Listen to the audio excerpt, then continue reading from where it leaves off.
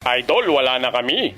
Yan na nga ang sinasabi ko sa iyo, puro ka kasi pag-ibig. Lahat na yata ng payo nasabi ko na pero hindi ka rin nakinig. Ngayon, ito na yung payo na dapat sundin mo. Mag-ML ka na lang, alam mo kung bakit? Halika rito, ipapaliwanag ko sa'yo. Sa ML, kapag nag-pick ka ng hero kung wala namang ibang gagamit, siguradong makukuha mo yan. Pero kapag yung tao pinili mo, napakahirap makuha kahit hindi naman nakaban. Yang jowa mo, kapag araw-araw kayong magkasama, siguradong magsasawa yan sa'yo. Ang ML, hindi magsasawa sa'yo kahit magdamag maghapon ka pang maglaro. Kayo naman girls, binibigyan ba kayo ng mga jowa nyo ng flowers saka ng Toblerone? Hay! Sa ML, kahit talo ka, bibigyan ka ng chocolate ni Moonton. Yang jowa mo, lagi na lang galit sa'yo, ang bilis maubos ng pasensya. Nako sa ML, magbuo ka ng enchanted talisman, hindi ka mauubusan ng mana. Yang jowa mo, kapag may ibang lakad, hindi nagte-text, hindi nagchat-chat, hindi siya nagpapaalam sa'yo. Si Moonton, kapag may binabago sa laro, laging nag-update sa'yo. Kaya naman, mag-ML ka na lang, yan ang mapapayo ko sa'yo. Habulin mo na lang yung star, kaysa habulin yung maling tao. Kapag may jowa ka, bata ka mag-overthink, lalong manghihina ka. Sa ML, magbata ka sa rank game, siguradong lalakas ka. Okay lang sa ML kahit paglaruan mo siya ng paglaruan. Kapag pinaglaruan mo si ML, hindi ka niya paglalaruan. Pero kapag feelings ng jowa mo ang iyong pinaglaruan, baka paglaruan ka din niya tapos sa huli, ikaw pa yung masasaktan. Sa ML, napakaraming hero na pwede mong pagpilian. Yung jowa mo na hindi nagbabago ng ugali, yan lang ang pwede mong pagtyagaan. Yung jowa mo, habang tumatagal, manlalamig na sa'yo. Sa ML, habang tumatagal, mag-iinit ka talaga, pati